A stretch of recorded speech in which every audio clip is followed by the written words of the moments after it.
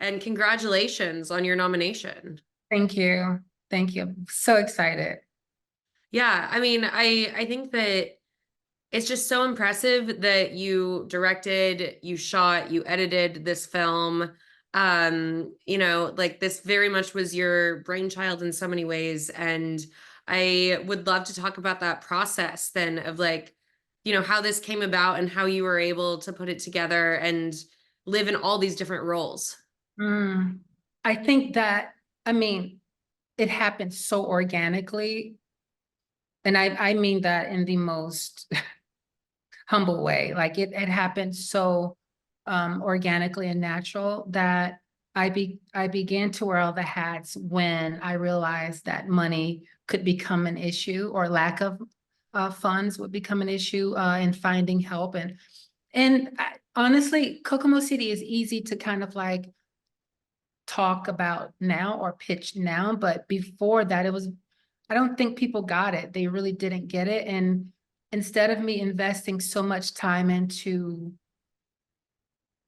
uh, convincing them, I just thought, let me just do it myself. Like, I'm excited. I see it so clear. And I feel like this is what I need to be doing right now with my life. So, I'm just gonna go. And that's what happened. Yeah, what was the impetus of you were like, okay, right now this needs to be a story that is told? Mm-hmm. Well, there were a number of reasons, but I think primarily there were a lot of transgender, queer narrative. I mean, great, platforms like, television shows, films, documentaries, but I also, in a lot of ways, I felt like they weren't completely reaching the people that needed to connect with our stories, and particularly the Black community. And I just think it was a language barrier, honestly, and some people call that watered down, but I just think that it was time to just talk directly to Black people about us, and they gravitated to that. I think they appreciated the rawness and kind of like stripping down the expectations of what transgender people are, as far as makeup and glam and all the extra bells and whistles, and the girls really helped add um, a great deal of value to that, in terms of just really understanding my vision, that we're going to just go there. So there were a lot of great content for transgenderism, but I think that talking directly to the Black community was missing. Yeah. Yeah, I mean, I'd love to talk about how real and raw it feels and how much the visual style really supplements that. Highly contrasty black and white, lots of movement. Like it has a lot of texture to the piece. Mhm. How did you come across like how you wanted to aesthetically go about the film? Well, I think one of my biggest pet peeves, I'm going to name one random one, two, but one random one. I hate when sound designers put like dog sounds. Whenever there's a dog appears, it's got to be a bark. It's like, it's so unnecessary and it's not realistic. That is one of my biggest pet peeves. But my other pet peeve is when the camera doesn't really reflect the tone or the energy of the people that are being filmed. Like, I don't think Kokomo City would have been nearly as successful had it been like on a gimbal or stabilized completely through the film. I just think like this is a rough, unstable kind of life that trans people live, especially trans sex workers. And it's a very moving life. It's a very quick, unexpected, um, uncontrollable in a lot of ways, way of living. And I wanted to really make it feel as raw and, on edge as possible. Yeah.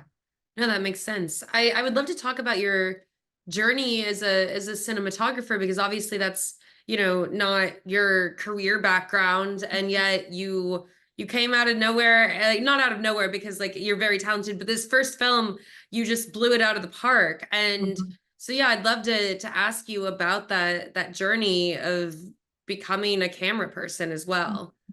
I mean, I'm not offended by you saying came out of nowhere. Like, I know what you mean. Like, it really, it can't, even for me, it felt that way. It's like, what the hell am I doing?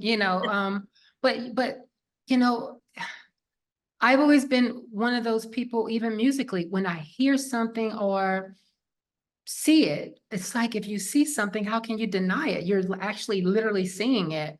And I I don't know. It's just like, still that same energy of just wanting to create and wanting to be seen as a creator was there for Kokomo City. And it was kind of natural again for me to just grab the camera. It wasn't very difficult to learn the camera. It wasn't very uh, difficult to just commit to what I saw and find the subjects to do that. And it just felt really natural. Honestly, it was a process. And honestly, there were some mistakes I made technically, but I was honestly perfectly fine with leaving it in there because it's about my story too. And it showed the desperation of me needing to tell this story. And I did whatever I could do to do that. And I don't think filmmaking, cinematography per se, should really be judged upon like the equipment that you have, but the capability that you put, the capability that you put into what you have. I just use what I had. There are things about how I shoot that I would like to kind of like stay in, but I do want to learn. And you know, I did the entire Kokomo City film in iMovie. That is not realistic for me to move forward like that. I wouldn't want to. So, Yeah. it's exciting for me to kind of like branch out and learn and really push myself. And I'm so excited. That is really, I didn't know that it was iMovie. That's really cool though. Like honestly, it's like I didn't know iMovie was capable of something that like well done. So it's like a Thank you. like okay, iMovie, you're doing pretty good. Uh, yeah, that's really awesome. Yeah, I mean, cinematography wise, there's so much to ask you about this film, but since we Mhm. are American cinematographer, is there anything like that stands out as something you were just surprised by or challenged by that you really loved how it came across on the screen in the film? Mhm. Um, Honestly, like I remember like seeing the film for the first time at Sundance when it premiered. I think more than the audience's response and oh my God, the girls' responses for the first time ever seeing anything ever after 2 years. All of this stress was on me the night of the premiere. But I think the one of the biggest fears I had was, is it going to look like it does on my laptop as it is on the screen? And I was just so scared of how that would look. And I was very grateful that I was very pleased. I mean, honestly, even with some of the, not so perfect, technical shots, it came out exactly how I hoped or Yeah. envisioned. Particularly when Lo had the fish kind of like uh dangling. I love the contrast there and the composition in that shot. Um, and I think I love Leah's part the most, the girl that opened. I think I love hers the most. I think the lighting was I just love the lighting there. And her face was so beautiful and flawless and glowy, and her eyes were so bright. Those are definitely my favorite frames for sure. Yeah. The girls, I think I mentioned it earlier, but they were so gracious in terms of just really trusting me. Mhm. And not even just as a director, but as a cinematographer that doesn't have you know, the latest equipment or a team or even a lighting person to kind of like come into your home and ask you not to wear makeup and not to do your hair and Yeah, trust me with a camera, someone that they didn't know, you know, that is like, that is a cinematographer's dream, that someone would just go with the flow and trust you. And I'm just grateful for them and all of the guys in the film that really just gave me the green light and the thumbs up to just do what I saw. And I'm very appreciative of that. yeah.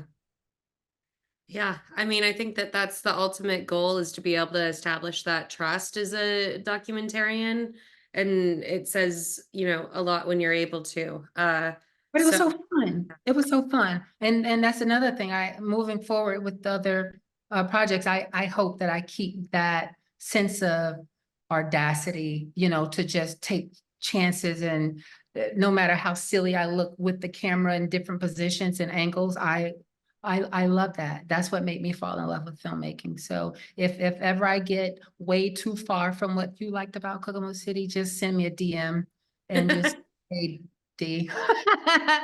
Just remind me. But you know, that's when I fell in love with filmmaking, just the freedom of filming what I felt. yeah.